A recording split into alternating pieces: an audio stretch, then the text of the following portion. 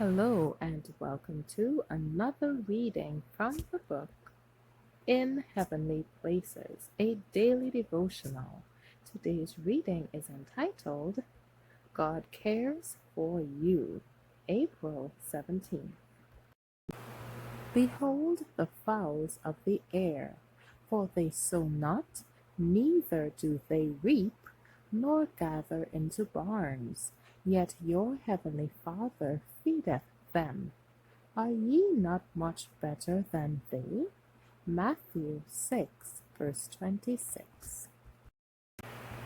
As we look upon the lofty trees waving with fresh green foliage, and the earth covered with its green velvet carpet, and the flowers and shrubs springing from the earth, we should remember that all these beauties of nature have been used by Christ in teaching his grand lessons of truth.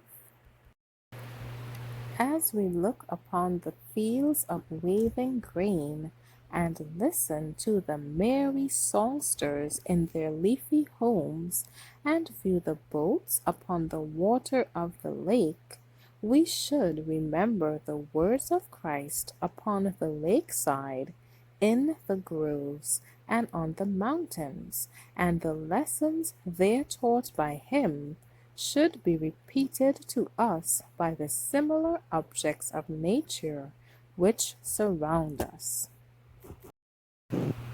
He made use of the lofty trees, the cultivated soil, the barren rocks, the flowers of beauty struggling through the clefts, the everlasting hills, the glowing flowers of the valley, the birds caroling their songs in the leafy branches, the spotless lily resting in purity upon the bosom of the water.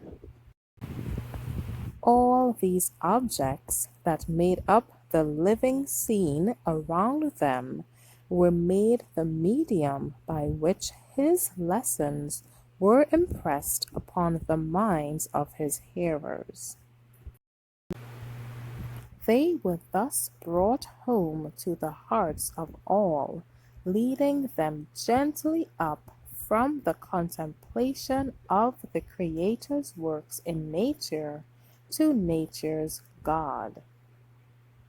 In one of his most impressive lessons, Christ says, Behold the fowls of the air, for they sow not, neither do they reap, nor gather into barns, yet your heavenly Father feedeth them.